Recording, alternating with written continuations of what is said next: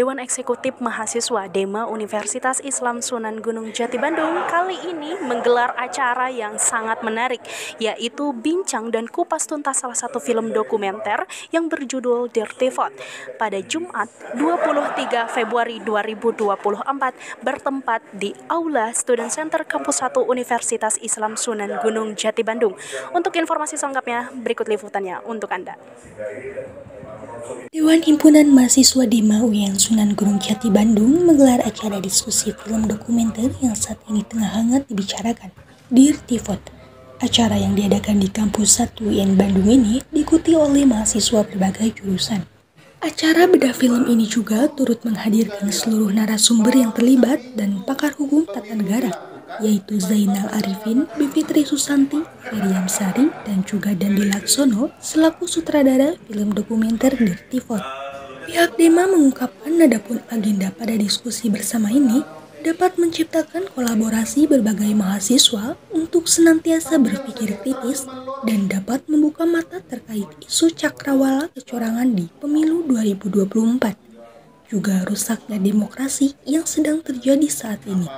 Pihak Dema juga mengajak agar para mahasiswa bisa bersama-sama untuk saling memperkuat keadaan demokrasi saat ini.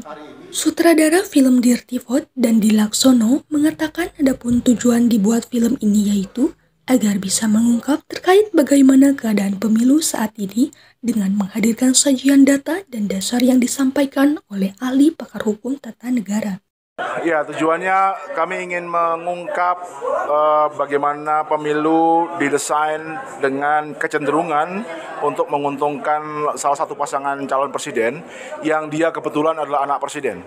Jadi pemilu ini menurut amatan 3 ahli hukum tata negara ini punya potensi untuk menguntungkan salah satu paslon, dan desain itu adalah desain yang menggunakan penyalahgunaan wewenang atau penyalahgunaan kekuasaan. Tak hanya itu, sang sutradara juga pihak Dema memberikan tanggapan atas komentar film Dirty Vote.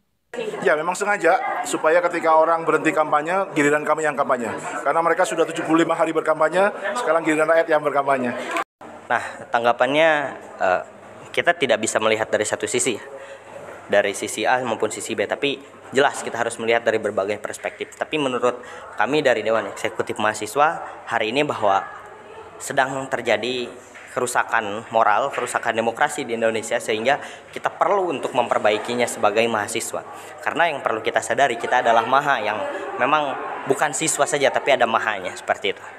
Antusiasme para peserta yang hadir pun ikut meramaikan diskusi. Meskipun adanya kendala pemadaman lampu di ruang diskusi, tapi hal tersebut tidak melunturkan semangat para peserta dan narasumber. Salah satu peserta diskusi, Aziza, mengungkapkan harapannya terkait acara diskusi film dokumenter.